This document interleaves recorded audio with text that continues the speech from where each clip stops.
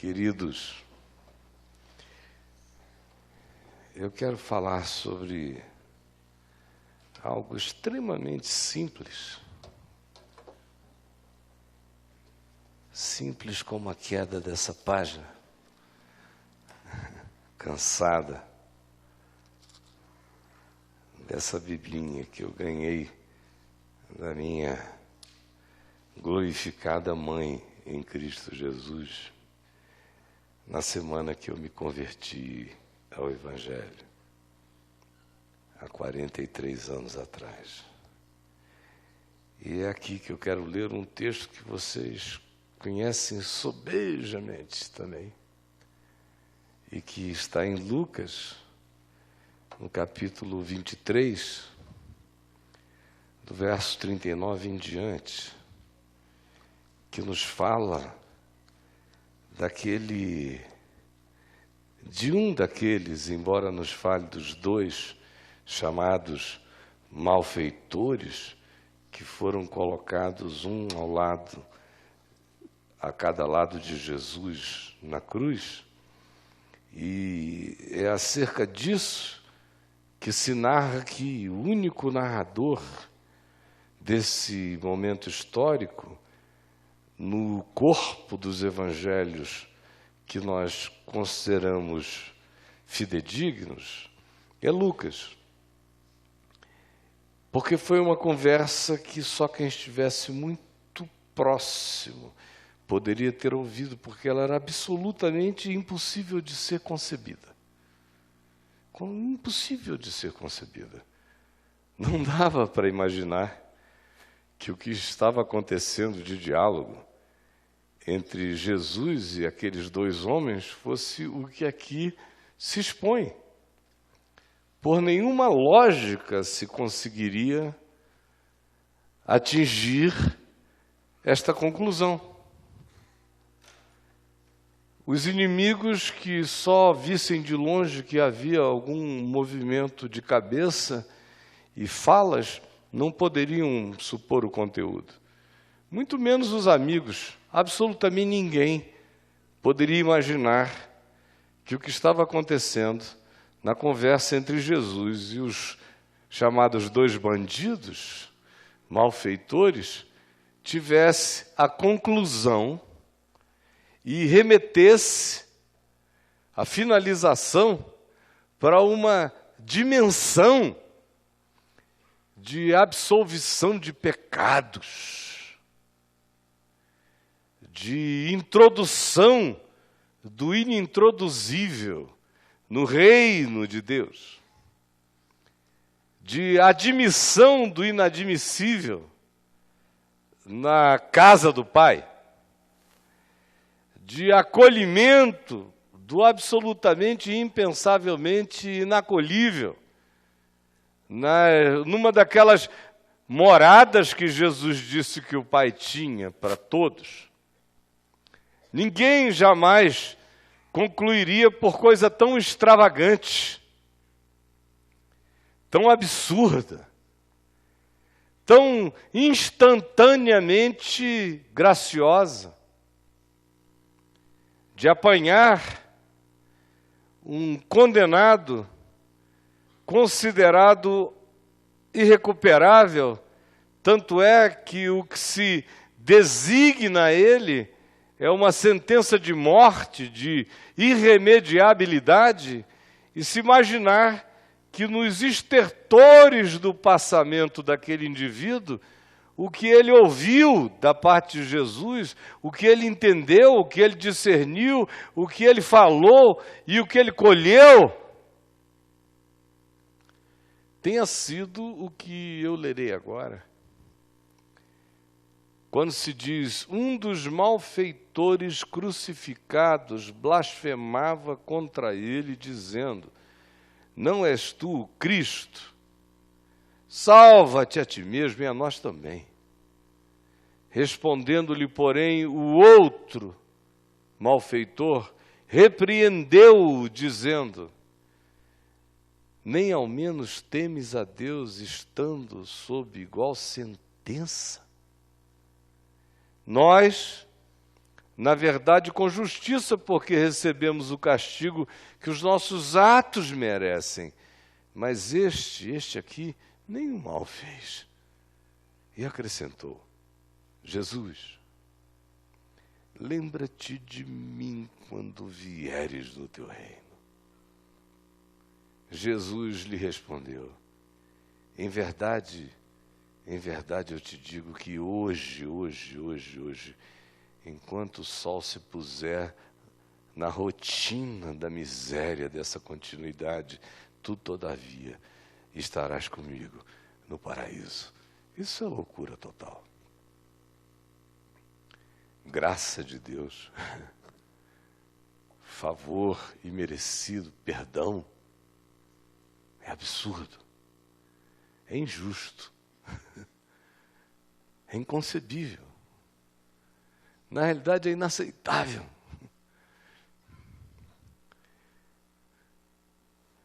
É tão absurdo, é tão inconcebível, é tão inaceitável, que só vale diante de Deus, não vale diante dos homens. É um conceito que entre os homens não é degustável, não é processável, não se imagina que por meio dele se pudesse realizar qualquer bem na sociedade ou no convívio humano. Por isso é que o malfeitor é mandado para a cruz e é crucificado. E é considerado uma blasfêmia, do ponto de vista do Evangelho, o pedido do outro, que diz a Jesus: se tu és o Filho de Deus, salva-te a ti mesmo e a nós também. O absurdo na cruz era esse pedido de imunidade parlamentar, de imunidade de qualquer que fosse a natureza, ou imunidade pela proximidade, imunidade pela vizinhança da cruz. Se tu és, salva-te a ti mesmo e a nós também. Esse é o pedido absurdo. Isso é que é considerado uma blasfêmia no Evangelho. É se imaginar que a existência não tem consequências. É se imaginar que aquilo que o homem semear, isso ele não ceifará. O absurdo no Evangelho é imaginar que o salário do pecado não é a morte. O absurdo no Evangelho é a gente pensar que porque Deus é amor, ficaram suspensas as graças da justiça, da equidade, da verdade, do equilíbrio, que facilitam, possibilitam e, de outra sorte, inviabilizam o convívio humano e a continuidade da existência. Então, pedir a suspensão de vereditos, pedir leniência histórica, pedir absolvição histórica diante de atos feios, horrendos, injustos, perversos, iníquos, não é o que o Evangelho propõe. O Evangelho diz uma outra coisa. O Evangelho diz que você pode morrer bem perdoado. O Evangelho diz que se você merecer cadeia, você vai para a cadeia. E se arrepender, bem-aventurado você é, porque você será um preso perdoado. O que o Evangelho diz é que a graça de Deus opera em favor de todos os homens. Mas para o bem da sociedade humana, essa graça que perdoa só vem da parte de Deus. Não é uma condição que se estabelece para que os homens apliquem uns sobre os outros de maneira aleatória ou apenas de modo a satisfazer a autocaridade pessoal, que muitas vezes não passa apenas de um ato de supremacia virtuosista e vaidosa, arrogante e soberba. Eu sou mais humano que você, portanto te absolvo. É claro que a sua mente deve estar pensando em Jesus mandando perdoar o próximo 70 vezes 7. Mas é que nessa dimensão de você perdoar o seu próximo até 70 vezes 7 num dia, nós não estamos falando de nenhum tribunal humano. O Evangelho está dizendo é que você é Deus nesse sentido. O STF não é Deus. Mas você pode ser nas suas relações. O STJ não é Deus. Mas você pode ser nas suas relações. O juiz Sérgio Moro não é Deus.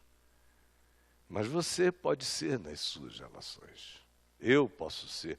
Eu devo ser Deus na aplicação da graça.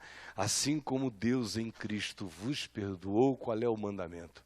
Assim também perdoai vós.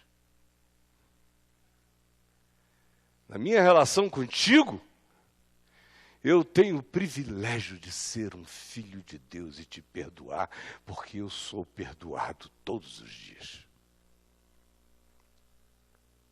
Agora, como filho de Deus, perdoado diante de Deus todos os dias, eu devo, todavia, saber que isto não se transfere para as minhas responsabilidades humanas na história. Não se transfere. Essa é uma confusão que nesses dias está na cabeça de todo mundo. Eu, por exemplo, conheço a minha responsabilidade neste país anunciando a mensagem da graça de Deus há tantos anos contra tudo e contra todos. Aí, de repente, você começa a ver milhares, até milhões de pessoas começando a crer nisto. E elas não têm equilíbrio e vão para o outro lado. E no dia que você diz uma palavra profética acerca de um ato iníquo praticado por pessoas contra o próximo, contra a sociedade, essas mesmas pessoas que aprenderam com você sobre a graça de Deus te questionam perguntando: onde está a misericórdia? Eu digo, está nessa profecia. É misericórdia por quem foi defraudado. É misericórdia por quem foi roubado. É misericórdia por quem não consegue respirar porque é sufocado todo dia. E é misericórdia sobre o malfeitor, porque o que de melhor pode acontecer ao malfeitor é ser apanhado. Pobre do malfeitor que anda até o fim da vida sem ser pegado. Sem ser encontrado. Esse é um bastardo, além de um malfeitor, de acordo com o princípio do Evangelho. Porque aquele que recebe disciplina é um bem-aventurado, é filho. Aquele que recebe um flagrante pode estar sendo salvo do cinismo crônico, da psicopatia, da sociopatia. Às vezes um flagrante acorda uma dimensão sua que de outro modo amortecer-se-ia. Aí as pessoas não entendem porque eu acho e sei que a lei é absolutamente imprescindível nas relações humanas. Porque nas relações humanas, o que manifesta graça é a obediência de cada um de nós à lei, que estabelece que a minha referência é a sua liberdade, e você respeita a minha tanto quanto eu a sua. A gente habita as fronteiras do reconhecimento mútuo.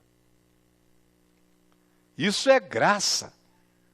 Reconhecer e praticar isto é amor. Submeter-se a isso é amor a si mesmo, amor à vida, amor ao próximo, amor ao ciclo da existência.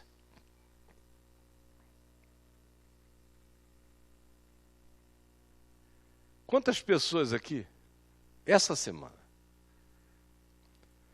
não fizeram alguma coisa que disseram diante de Deus com o coração mais doído: Senhor, permite que ninguém fique sabendo, que ninguém fique sabendo. Jesus, por favor, que ninguém fique sabendo. Não vou pedir para você levantar a mão. Mas ouve pra caramba, não ouve não? E na semana passada? Senhor, mais esta vez, por favor, só mais essa vezinha, não deixa que ninguém fique sabendo.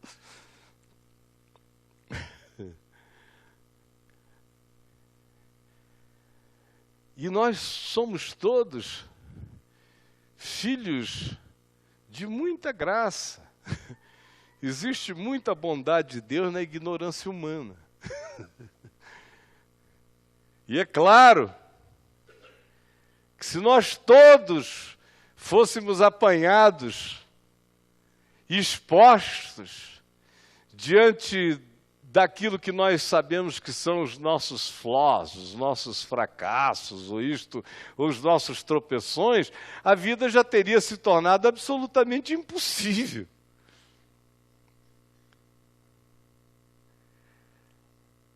Aí você imagina que foi Deus que te protegeu mesmo de não ser flagrado daquela vez?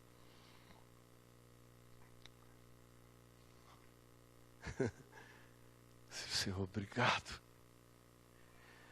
Graças a Deus, estatisticamente falando, na maioria das vezes, a gente não é flagrado porque as implicações não foram tão pesadas assim. Porque tinha um acordo entre você e o outro transgressor, não era bom para ele também que ninguém soubesse. Aí foi indo, foi escapando. Mas não brinque disso não. Porque ninguém segura os efeitos da transgressão. Às vezes acontece de as circunstâncias favorecerem esse abafamento e você ter feito orações de genuíno arrependimento a respeito do assunto e graças a Deus e para sua felicidade, pelo menos assim interpretada no momento, nunca ninguém veio a saber. E você se sabe diante de Deus perdoado, perdoada. E está feliz e andando bem pequenininho, apertadinho, pedindo ao Senhor que aquilo continue assim, nesse silêncio favorecedor. Outras vezes não. E tanto mais quanto as nossas ações de transgressão à nossa consciência, aquilo que dentro de nós a gente sabe que é bem, que é vida, que é bom, que é justo, que é louvável, que é para ser praticado, que é o humanamente requerível como caráter e integridade sua naquela manifestação,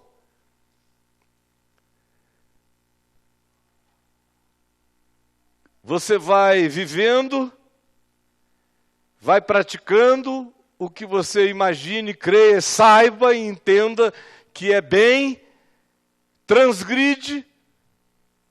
A transgressão pode ficar contingenciada a uma outra pessoa, e pode acontecer o que eu disse há pouco, ela pode ter uma conveniência em que aquilo também não vá a lugar nenhum. Arrependida ela ou não, você todavia está fazendo muitas orações dizendo, por favor, por favor, por favor.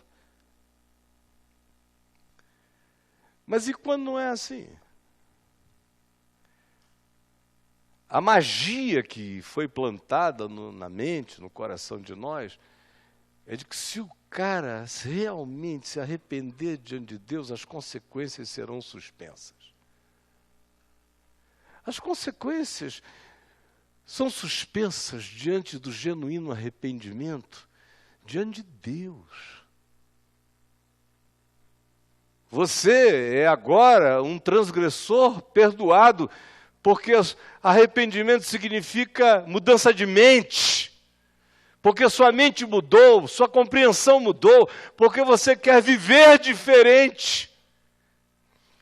E quando a extensão das ações ruins não vão para além daquilo que foi contingenciado, pode ser que você viva o momento bem-aventurado de ser e estar perdoado diante de Deus e não ser julgado por ninguém diante dos homens e a vida prosseguir serena. Mas há outras vezes em que mesmo tendo se arrependido de todo o coração diante de Deus, as consequências humanas, lineares, horizontais, estão para além de você, escapou, e você vai ter que viver com as consequências de aprender não a dizer salva-me daqui, mas a dizer lembra-te de mim. E vai ter que aprender a viver as consequências históricas do que você fez, como uma pessoa que disse, eu sei que eu estou pagando o preço que os meus atos merecem. Sem autopiedade, sem autovitimização, sem transferência para Deus, sem ficar perguntando por que o fulano que fez a mesma coisa escapou. Escapou. Meu Deus, ele escapou. Senhor, e o Renan? E o cara começa a fazer essas perguntas, a oração do Cunha. Senhor, e o Renan? E o Jucá? Aí começam a fazer orações, perguntando a Deus pelos outros.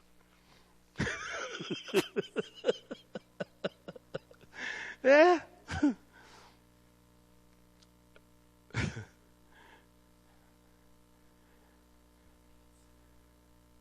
Por que eu estou dizendo isso a você? Porque eu sei o que rola. Como a mente de muita gente, para não dizer de quase todos, ficou profundamente confundida com isso tudo.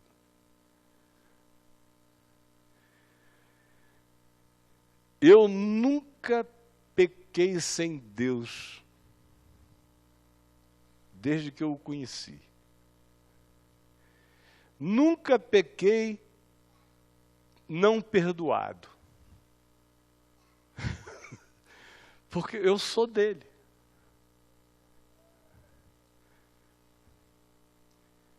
Mas eu tive a bênção de viver com as consequências de muitos dos meus pecados. Do contrário, a psicopatia teria tomado conta do meu coração. O cinismo. Há uma bênção terapêutica na culpa saudável.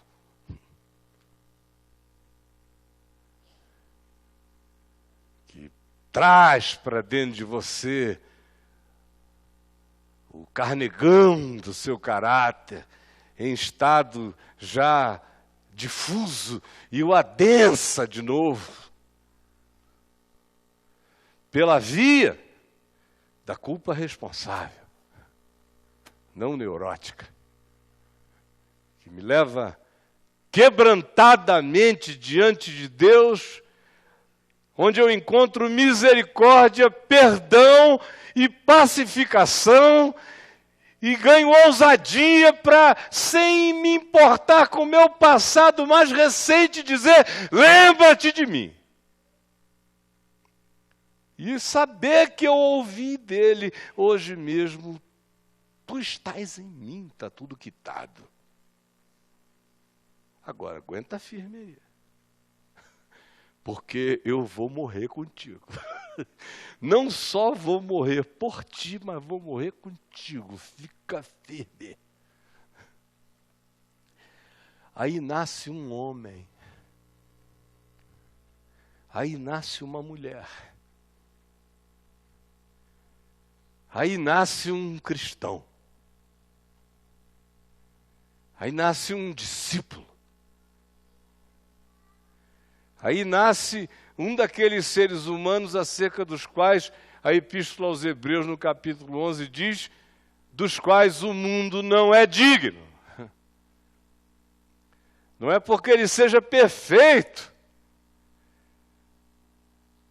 mas é porque, na sua mais perfeita imperfeição, ele entendeu a responsabilidade de ser um humano na terra, com todas as consequências das nossas ações, ao mesmo tempo em que o conhecimento de Deus não o torna um ente cínico nas suas práticas, ao contrário, o perdão que ele sabe que de Deus pode ter, a graça, a bênção do arrependimento, da metanoia, da nova mente, da nova atitude, da disposição de um novo caráter, de uma nova inclinação.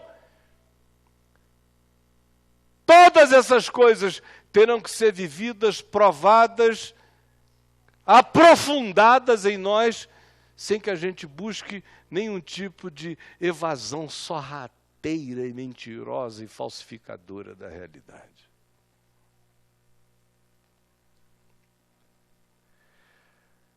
Você foi apanhado?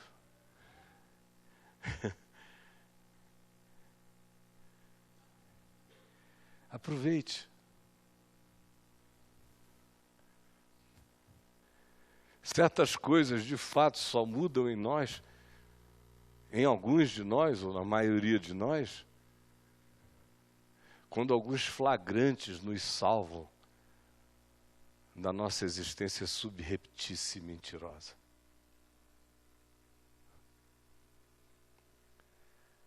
A graça não é imunidade acrentalhada. É a garantia de que eu vivo perdoado quando o meu coração anda com essa atitude alerta de sinceridade e de boa consciência para com Deus. Mas, se eu semear o que é ruim, e se eu espalhar essa semeadura,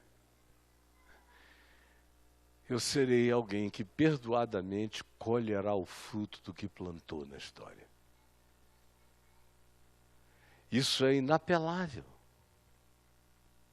Quem quiser imaginar outra coisa está fazendo e buscando feitiçaria, magia e suspensões da realidade que o Evangelho não oferece. Eu dou muitas graças a Deus, porque eu fui poupado das consequências de uma quantidade enorme de transgressões na minha vida, especialmente na minha juventude. Escapei. Mas podia não ter escapado, muita gente não escapou. O melhor lugar seguro é fazer a consciência da graça caminhar de maneira limpa e reta sobre a melhor consciência que a gente possa ter nas relações uns com os outros. Aí eu vou ter a melhor segurança possível que eu possa ter nas relações humanas. Do contrário, meu amigo, o melhor que eu posso lhe dizer é que você experimentará perdoadamente as consequências, se houver arrependimento na sua consciência e na sua atitude. Mas eu não posso de maneira alguma lhe dizer que existe qualquer tipo de solidariedade, de conspiração dos céus em favor da perversidade dos pseudo-santos.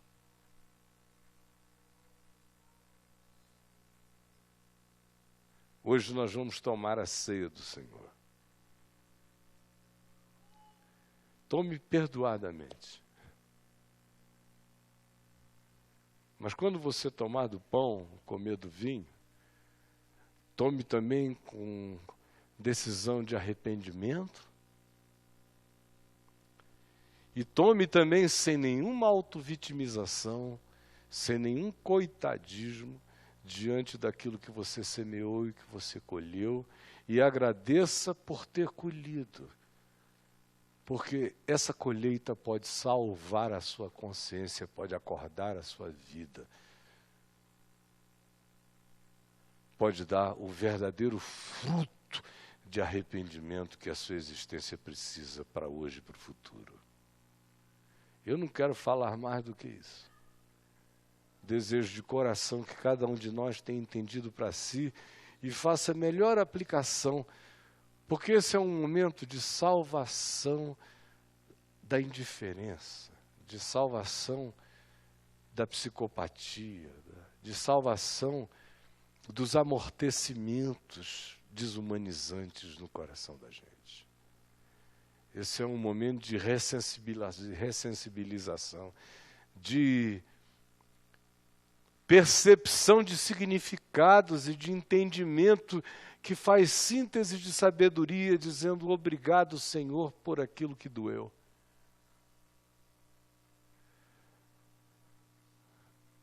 Certas integridades de hoje são filhas de vergonhas passadas. Muitas vezes o caráter de hoje só foi forjado por causa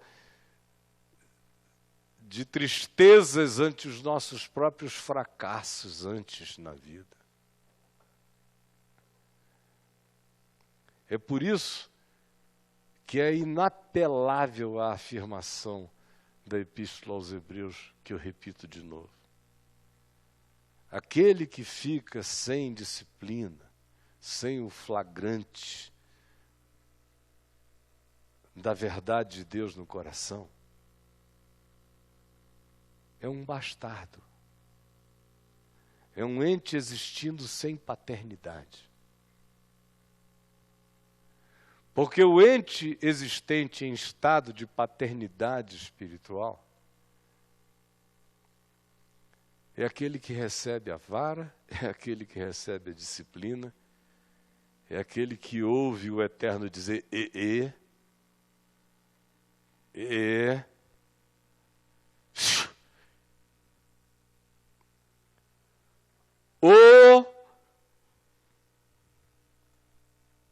estás sozinho nessa. Aí você inicia um rewinding,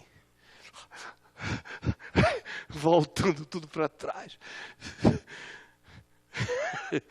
Aí descobre que dá na consciência para voltar, mas frequentemente na vida você vai ter que prosseguir, encarando e sendo curado, sem pena de si mesmo para poder ser sarado.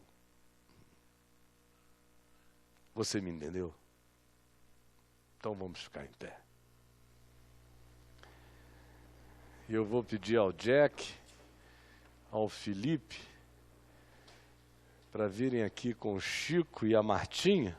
Vem cá, Chicão, ajudar a gente a servir a ceia, meu irmão. Tem aqui, Daniel, podia dar um pulinho aqui, Babi.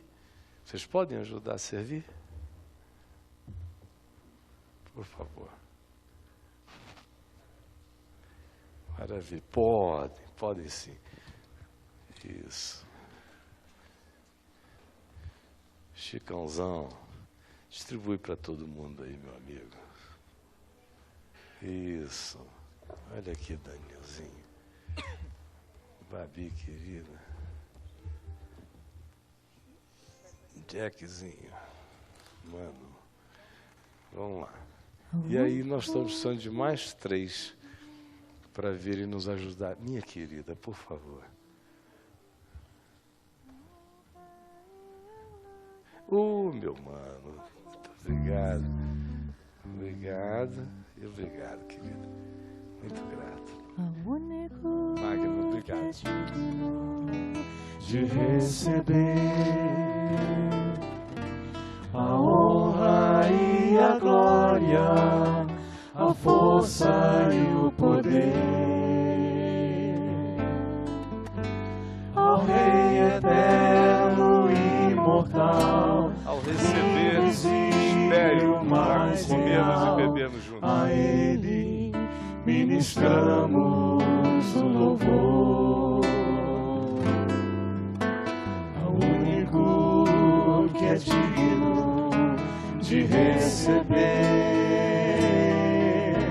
a honra e a glória, a força e o poder,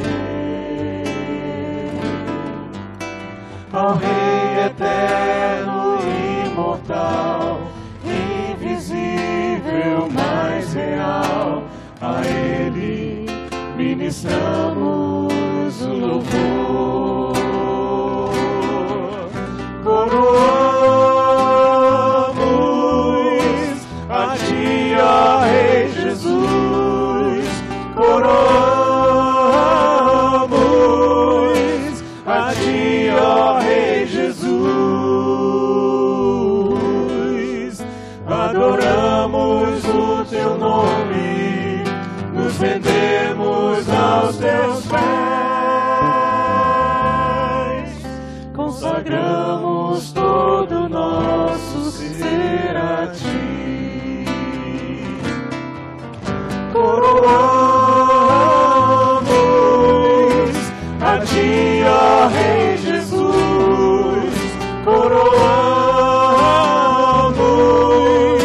a Ti, ó Rei Jesus, adoramos o Teu nome, nos rendemos aos Teus pés, consagramos todo o nosso ser a Ti, consagramos todo o nosso ser a Ti,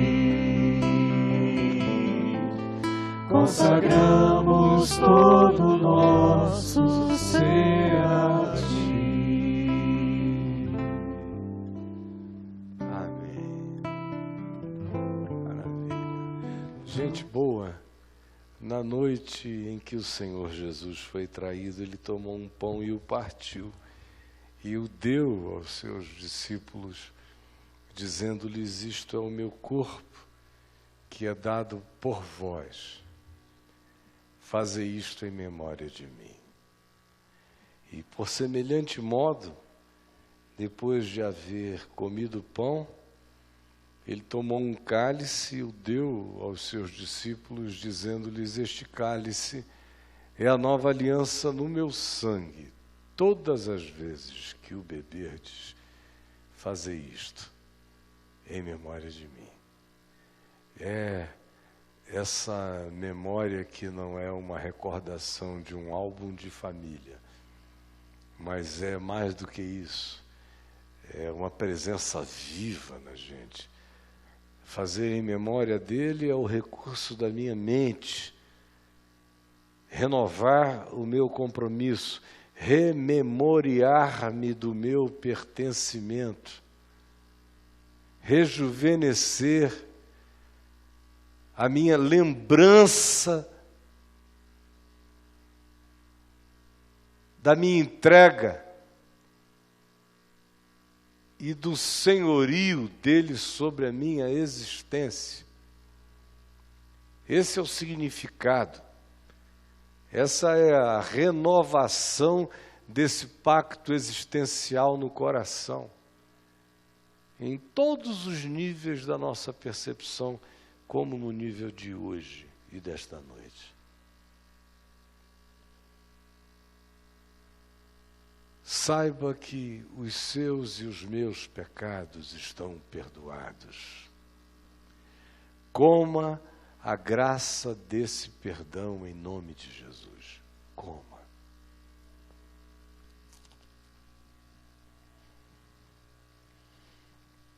Enquanto busque alimento para que essa graça seja um caminho de vida. Seja energia de escolhas novas.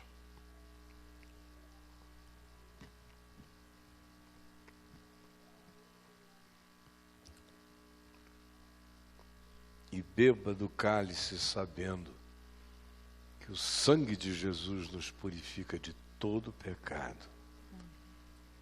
E que mesmo que nós transgridamos e caiamos entre os homens e vivamos consequências hoje de transgressões humanamente repreensíveis e reconhecíveis, viva as consequências de maneira arrependida e viva as consequências de maneira já perdoada em nome de Jesus. E viva as consequências com aquele aprendizado pedagógico de quem diz: Senhor, fortalece-me para não incorrer naquilo que penaliza tão desnecessariamente a vida, dada a consciência que em Ti eu já adquiri. Que o Senhor fortaleça as nossas consciências.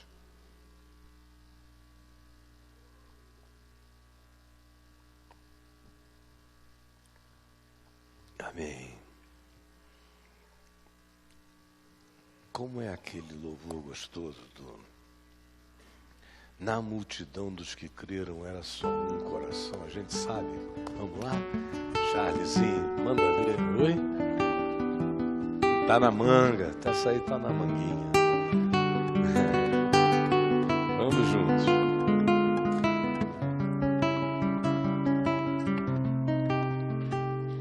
Na multidão dos que creram era só o coração e alma, uma somente, uma semente. Tem a letra? Somente uma esperança brotando dentro da gente. Nosso era o pão cada dia, nosso era o vinho, santa folia. O que se parte, reparte a própria vida. Galho ligado à barreira, que bem comum verdadeira.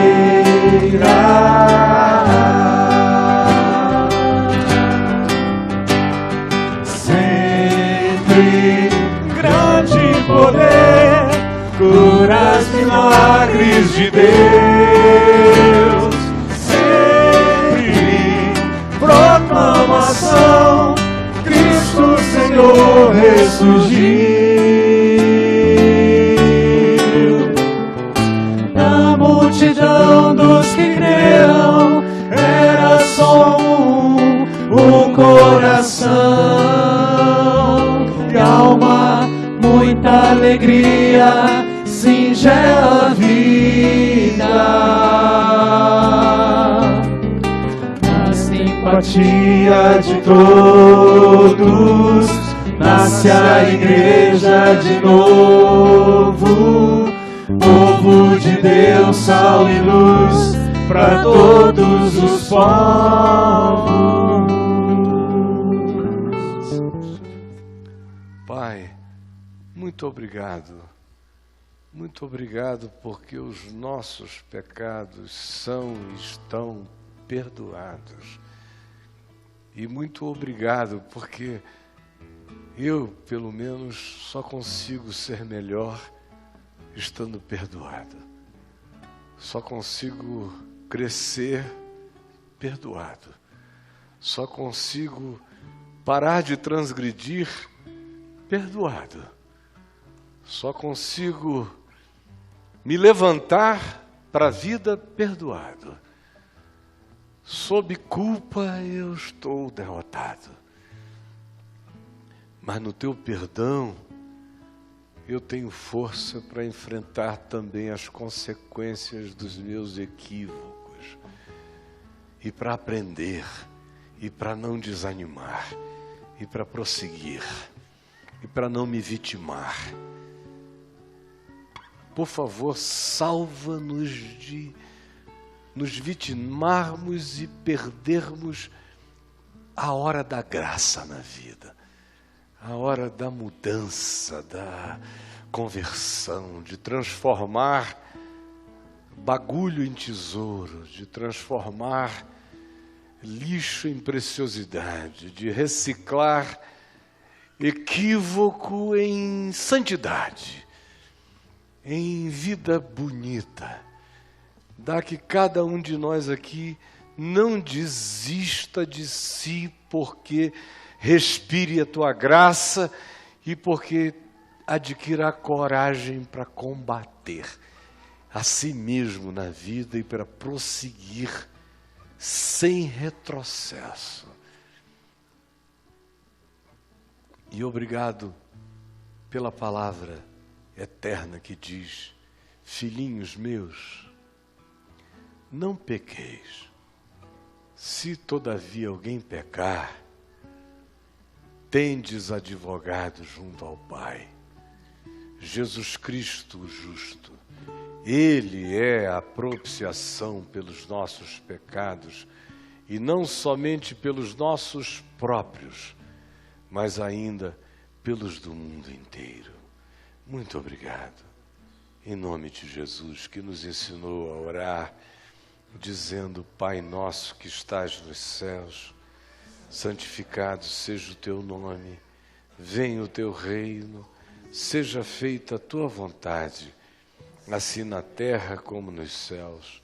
O pão nosso de cada dia nos dá hoje, perdoa as nossas dívidas, assim como nós perdoamos os nossos devedores, e não nos deixes cair em tentação, mas livra-nos do mal, pois teu é o reino, o poder e a glória para sempre. Amém. E que o Senhor nos abençoe e nos guarde. Que o Senhor faça resplandecer o seu rosto sobre nós e tenha misericórdia de todos nós. Que o Senhor sobre nós levante o seu rosto e nos dê paz, hoje e sempre. Amém.